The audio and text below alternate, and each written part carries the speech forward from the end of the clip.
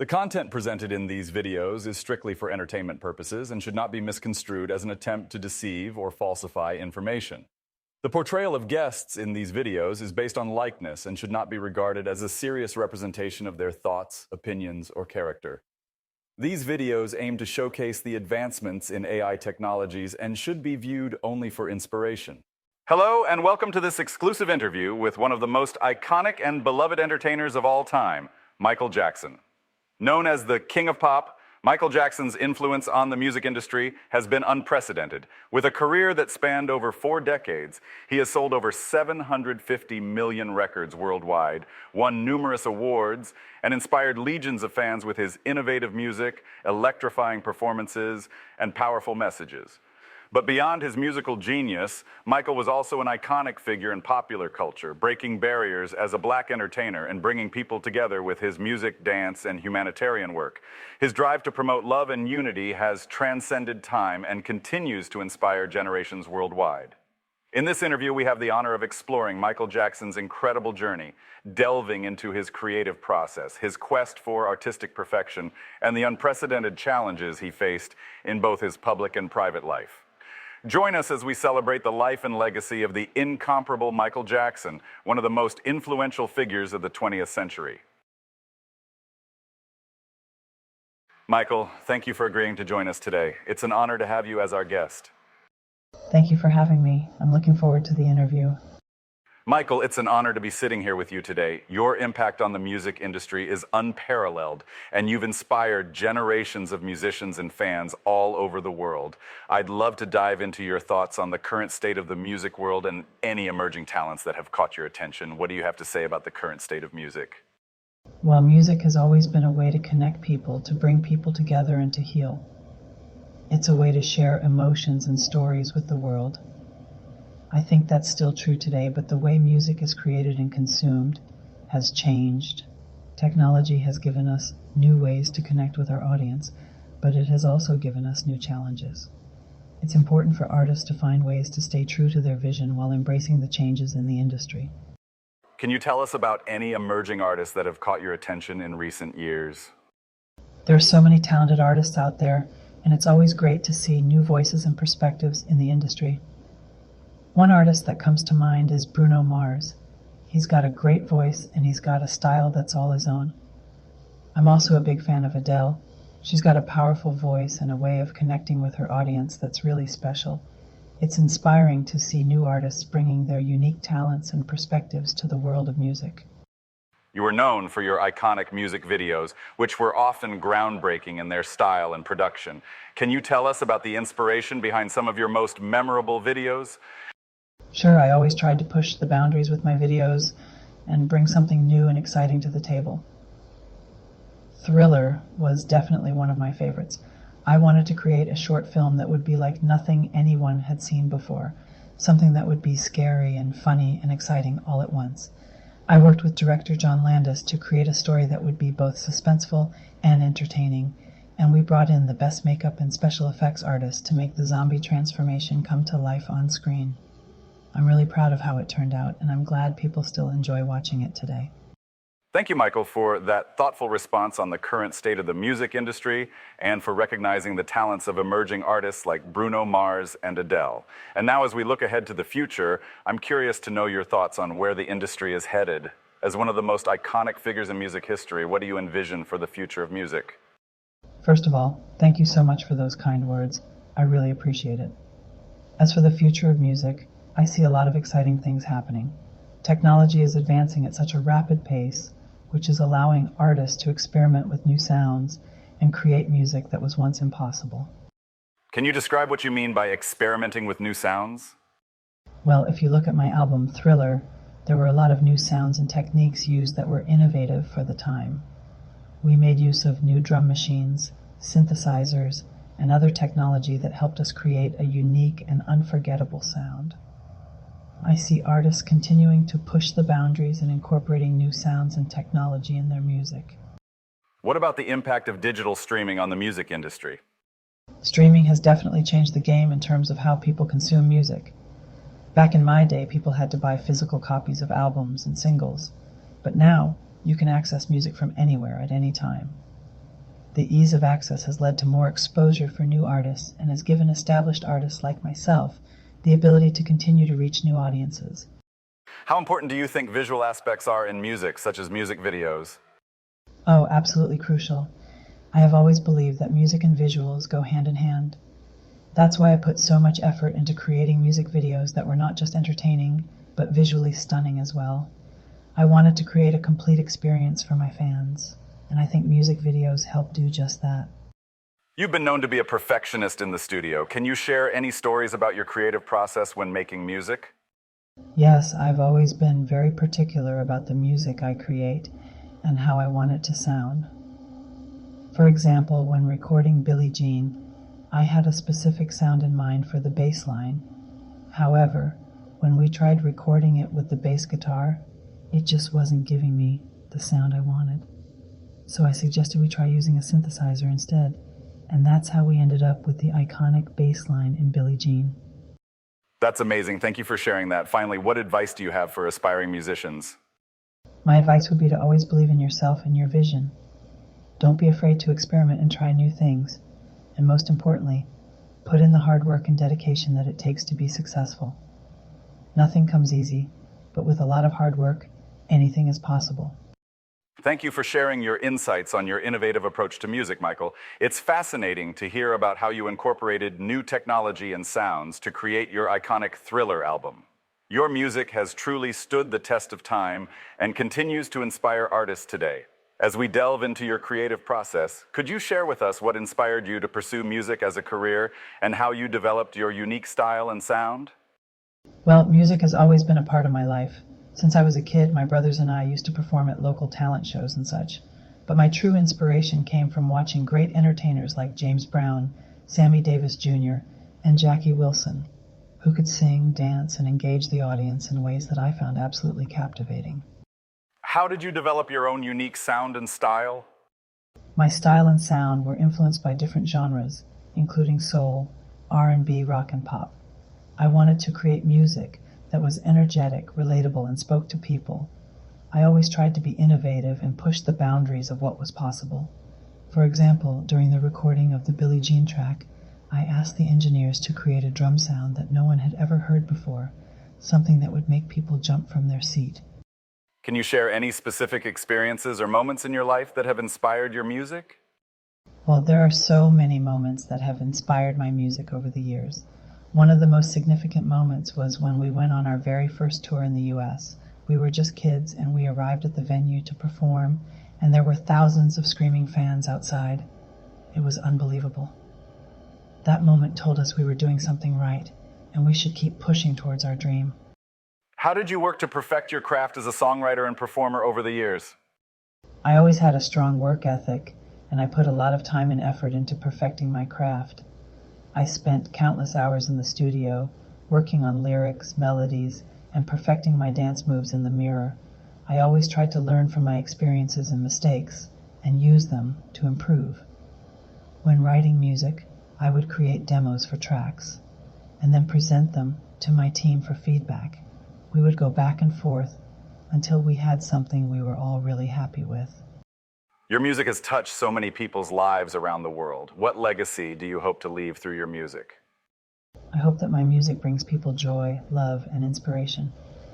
I have always tried to create music that is positive and uplifting, something that can help bring people together. I also hope that my music inspires future generations of artists to push the boundaries of what's possible and keep creating. Thank you, Michael, for sharing your insights into the future of music. As we celebrate your incredible contributions to the art form, it's important to remember the impact your music has had beyond the charts. Your music has been a source of inspiration and empowerment for countless fans around the world. With that in mind, I'm curious to hear your philosophy on using music as a catalyst for social and political change. Music, for me, has always been a way of communicating with the world. It's a language that everyone can understand, regardless of their race, gender, or social status. I believe that music has the power to bring people together and create positive change. That's really inspiring, Michael. Can you share some examples of how you've used music to bring about change? One of the best examples is my song, Heal the World. The message of the song is universal. that we should all work together to make the world a better place. It's a simple message, but it has resonated with people all over the world. I also use my music to raise awareness about issues such as poverty, racism, and discrimination. That's amazing, Michael. Do you think that music has the power to create real change in society? Absolutely. Music has always been at the forefront of culture and society. It has the power to inspire people, to give them hope, and to make them think about important issues. Look at the impact that songs like We Are the World and Imagine have had on the world. They've brought people together and shown us that we can make a difference. Those are great examples. How do you stay motivated to use music as a vehicle for change? For me, it's about staying true to myself and my beliefs. I believe that music has the power to create change, and I'm committed to using my platform to make a positive impact on the world. It's not always easy, but I believe that it's worth it. Michael, your creativity and innovation have undoubtedly left a defining mark on the music and entertainment industries for generations to come. Your use of emerging technologies in your performances has been revolutionary, from the iconic Thriller music video to your groundbreaking use of holograms on stage. As we consider your approach to incorporating emerging technologies into your work, we'd love to hear your insights on what you see as the future of music and technology. Oh, thank you for your kind words. Well, I believe that technology and music go hand in hand. They can enhance each other and create new experiences for the audience. How do you decide which technologies to incorporate into your work? For me, it is about finding the technologies that can help me bring my vision to life. When I was making Thriller, I wanted to create a music video that was like a short film with a storyline and special effects that had never been seen before. So, we used cutting-edge technology for that time, like animatronics and prosthetics, to create the zombies and other creatures. On the other hand, when I used holograms in my concerts, it was to create a more immersive experience for the audience, to make them feel like they were in a different world. You were known for being very hands-on with the technology used in your music and performances. Can you tell us more about that? Oh yes, I loved being involved in every aspect of the creation process. When we were making Thriller, I was there at every step of the way, from storyboarding to editing, and when we were developing the hologram technology, I worked closely with the engineers to make sure it was exactly what I wanted. I believe that being involved in the details gives me a better understanding of what is possible and what can be improved upon. What do you think the future holds for music and technology? I think the possibilities are endless.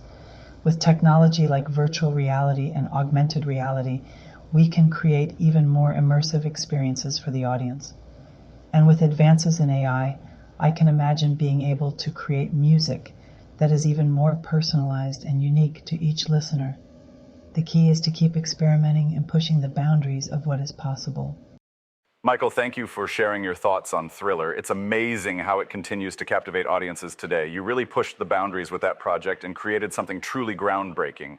Your creativity truly knows no bounds. Speaking of your discography, I'm interested to know if there are any projects that hold a special place in your heart, but perhaps are not as well known to your fans. Can you tell us about one of these projects and the inspiration behind it? Thank you. It's great to be here. Yeah, there are definitely some songs that are close to my heart. One of them is called Stranger in Moscow. It's a song that I wrote during a really difficult time in my life, when I was going through a lot of personal struggles. What was the inspiration behind the song, and what kind of struggles were you going through? Well, I was in Moscow for a concert, and I remember feeling really lonely and isolated. There were a lot of things going on in my personal life, and I was struggling with some emotional issues. But at the same time, I was also struck by the beauty of the city and the feeling of being in a different world. I wanted to capture that feeling in a song to express how I was feeling at the time. That's really powerful. Can you tell us a bit more about the process of writing and recording the song? Sure, I wrote most of the song in Moscow, and then brought it back to the studio to work on it with my collaborators. We spent a lot of time working on the instrumentation and production, trying to capture that feeling of isolation and yearning that I was feeling. The lyrics were also really important to me because they expressed some of the emotions that I was struggling with at the time. It sounds like a really personal and emotional project. Why do you think it didn't get as much attention as some of your other songs? Well, I think a lot of it has to do with timing. The song came out during a period when I was dealing with a lot of negative media attention and controversies, so it didn't get as much promotion as some of my other work. But to me, that doesn't really matter. What's important is that the song holds a special place in my heart, and I hope that people can connect with it on some level. Thank you, Michael, for taking us behind the scenes on the making of your iconic music video, Thriller. Your creativity and vision continue to inspire artists of all genres today. Your childhood was undoubtedly a defining chapter in your journey to stardom. In light of that, I was wondering if you could share with us a personal story from your early years that has had a meaningful impact on your life and career. Is there a moment or experience that comes to mind that you feel has shaped who you are today? Oh boy, there are so many stories that come to mind, but one that really stands out is when my father first introduced me to James Brown. At the time, I was just a kid with a lot of raw talent, but I had no idea how far it could take me. What was your experience like meeting James Brown for the first time? It was incredible. I was such a big fan of his music, and to have the chance to meet him in person was a dream come true. I remember feeling so nervous and excited at the same time, and I knew that this was an opportunity I couldn't waste. How did meeting James Brown influence your life and career? It had a huge impact on me. James Brown was such an inspiration and a role model for me. Watching him perform and seeing the way he moved and sang just blew my mind. It made me understand the power of music and how it can connect with people in such a profound way. Did James Brown offer you any advice or insights that have stayed with you to this day? Absolutely. He told me to always stay true to myself and my artistry, no matter what. He also taught me the importance of discipline and hard work.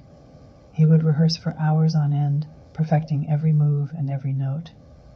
That dedication and focus really stuck with me and helped shape my own work ethic. Do you think meeting James Brown influenced your own distinctive style as a performer? Definitely. Watching James Brown perform was like seeing magic happen before my eyes. He had this energy and charisma that just drew people in. I wanted to cultivate that same kind of presence and stage presence in my own performances. That's why I spent so many hours studying the greats like James Brown, Jackie Wilson, and Sammy Davis Jr. Thank you for sharing that story, Michael. It's clear how James Brown was such a huge influence on your life and career.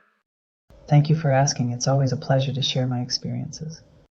Thank you, Michael, for sharing your insights into the musical process. Your willingness to experiment and push boundaries helped you create some of the most timeless and memorable music of our time. Speaking of your legacy, there's no doubt that your influence continues to be felt by artists today. However, as we consider your place in history, I'm curious, do you think that your life's accomplishments or your untimely passing will be the stronger part of your legacy? It's a difficult question to answer because in my life, I experienced both great joy and great pain.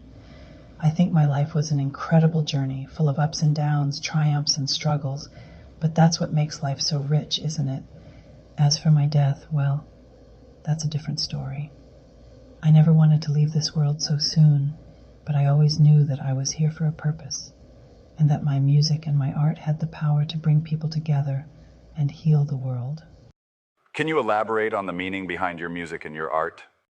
Everything I did, whether it was singing, dancing, or creating visual art, was for the purpose of spreading love and positivity. I wanted to remind people that despite all the darkness in the world, we still had the power to make things better. That's why I always tried to infuse my music with messages of hope and unity, and why I used my platform to raise awareness about important issues like poverty, racism, and environmentalism. You once famously said that you wanted to be remembered as a person who used his talents to make a better world. How do you think you fulfilled that goal? Well, I think that music and art have a unique ability to transcend language, culture, and other barriers, and to bring people together in ways that nothing else can. And I always tried to use that power for good, whether it was through benefit concerts, charitable donations, or other means. I was never in it for the money or the fame. For me, it was always about the joy of creating and the knowledge that I was making a positive impact on people's lives. What would you say to those who argue that your controversial personal life detracts from your artistic legacy? I believe that art should always be judged on its own merits, separate from the personal lives of the artists who create it.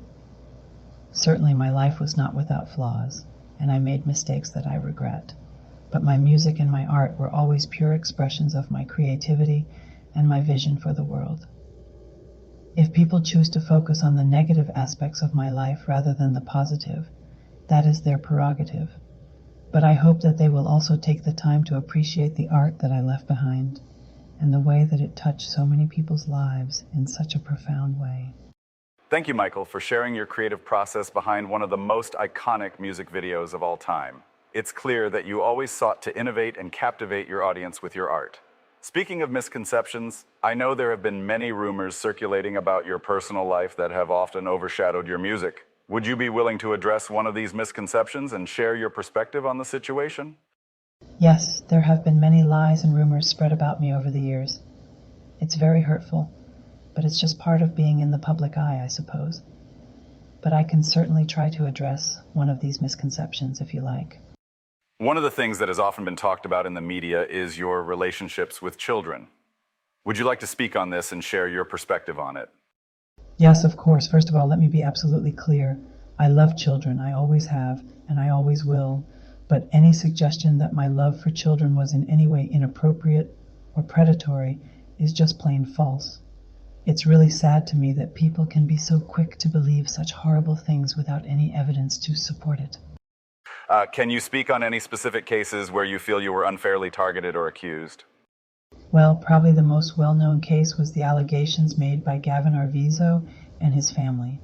They claimed that I had molested Gavin while he stayed at my Neverland ranch, but the fact of the matter is, I was completely innocent of those charges. The Arvizo family had a history of making false accusations and seeking out wealthy people to target, and unfortunately, I was just their latest victim. But some people would argue that the accusations wouldn't have been made if there wasn't something to them. What would you say to that? I would say they are wrong. I was a very easy target because I was famous and had a lot of money. And unfortunately, there are people out there who will try to capitalize on that by making false accusations. But just because someone makes an accusation doesn't mean it's true. We have a justice system for a reason, and I was acquitted of those charges in a court of law. I just wish people would be more willing to give me the benefit of the doubt and not immediately assume the worst. Thank you for that incredible insight into your creative process, Michael. Your vision and dedication to your craft have undoubtedly left a lasting impact on the entertainment industry. Speaking of your legacy, I'd like to ask a question that delves a little deeper. As someone who achieved so much in their life, many people wonder if there is anything you would have done differently. So, Michael, if you don't mind sharing, what, if anything, do you wish you had done differently in your life? Hey, that's a great question. There's a lot of things I wish I could have done differently, but I think the most important for me is to have more childhood experiences as a regular kid. I didn't get to do a lot of things because of the demands of my career. Can you elaborate on that, Michael? Well, for example, I remember seeing other kids playing in the park when we were on tour, and I would want to go out and join them, but I couldn't because I had to rehearse or perform. I also didn't have a lot of friends my own age because of my career, which made me feel pretty lonely sometimes. That sounds tough, Michael. Did you ever get to experience a typical childhood? There were some moments here and there. For example, I remember going to Disneyland with my brothers when we were young. That was a lot of fun. But as my career took off, those moments became fewer and farther between. Is there anything else you wish you could have done differently? I think another thing would be to have more control over my own career and not feel like I was at the mercy of others. There were times where decisions were made without my input, and it would lead to conflicts and disagreements. I wish I had the confidence to assert myself more and have a say in how my career was managed. Thank you for sharing that with us, Michael. Is there anything else you would like to add? Just that I am very grateful for all of the experiences I had in my life, good and bad. They shaped who I am today, and I wouldn't be where I am without them. Thank you for having me. Thank you, Michael, for sharing your insights on the future of music. Your excitement for the evolution of technology brings joy to all music lovers. On another note, it's an absolute honor to be speaking with a legend like you today. Your music has touched the hearts of millions worldwide, as you mentioned. Now, continuing with our conversation, let's switch gears and have some fun. If you could switch lives with any fictional character for a day, who would you choose and why? Oh, that's a tough one. There are so many great fictional characters out there that I love. Let me think. Okay, I think I have an answer. I would choose Peter Pan, the boy who never grows up. There's something about the idea of never losing your childlike wonder and imagination that is so appealing to me. I've always tried to keep that childlike spirit alive in myself. That's a great answer. Can you tell us why Peter Pan resonates with you so much? Sure. Well, I've always felt a strong sense of nostalgia and longing for my childhood. Growing up in the public eye and having to deal with so much pressure and scrutiny can make you feel like you've lost something precious. But Peter Pan's story reminds me that it's never too late to reconnect with that sense of innocence and joy. So in a way, you feel like you relate to Peter Pan's struggle to hold on to his childhood? Absolutely. I think that's something that many people can relate to. That feeling of wanting to hold on to the magic of childhood even as you grow older. That's really beautiful, Michael. Do you have any specific memories or experiences from your childhood that you hold dear? Oh, I have so many. One that stands out to me was when I was a little boy growing up in Gary, Indiana. My brothers and I used to perform together in our living room, and we would pretend we were on stage in front of thousands of fans. That was the moment when I knew that I wanted to be a performer. That's an incredible story. It's amazing how those childhood experiences can shape our destinies. Yes, absolutely. It's those moments of pure joy and innocence that keep us going, even when things get tough. And that's what I love about Peter Pan. He reminds us that we don't have to let go of that childish wonder, no matter how old we get. Michael, our viewers and fans always wonder about the personal preferences of their favorite celebrities. If you could only eat one type of food for the rest of your life, what would it be and why? Oh, that's a tough question. I love food, but if I have to pick just one, it would have to be pizza. Pizza? That's interesting. Why pizza? Well, I'm a big fan of Italian food, and pizza, it's just so delicious and versatile. You can put any topping on it, and it always tastes great. And when I was a kid, I used to love going to Chuck E. Cheese's and eating their pizza all day long. It brings back good memories for me. That's a great story. Did you have any other favorite foods as a child? Oh yes, I loved fried chicken. My mom used to make it for me all the time, and I also loved sweets like candy and ice cream. But as I got older, I started to pay more attention to my diet and health, As an artist, I have to take care of my voice and my body. That's a good point. Speaking of health, I heard that you were a vegetarian. Is that true? Yes, that's right. I've been a vegetarian for a long time now. I believe in treating animals with kindness and respect, and I also think that a plant-based diet is healthier for the body and the environment. And it's not just about what you eat, it's also about how you live your life. I try to be mindful and positive, and to spread love and light wherever I go. Those are beautiful words, Michael. Thank you for sharing your thoughts and memories with us today.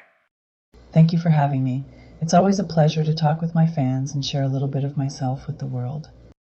As we come to the end of our conversation, I want to extend a heartfelt thank you to the legendary Michael Jackson for joining us today.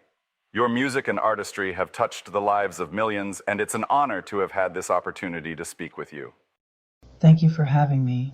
It's always a pleasure to connect with my fans and share my experiences with the world. Before we wrap up, is there anything you would like to say to your fans who have supported you throughout your illustrious career? Yes, to all my fans out there, I want to thank you from the bottom of my heart for your love, support, and loyalty. You have been with me through every triumph and setback, and I am forever grateful for your unwavering commitment. Together, we have created memories that will last a lifetime, and I'm honored to have been a part of your lives. Keep listening to music, expressing yourself, and spreading love and positivity wherever you go.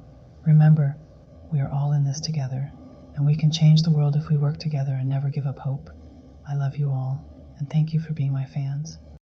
Those are powerful words, Michael. Thank you once again for sharing your time and wisdom with us. We wish you all the best in your future endeavors.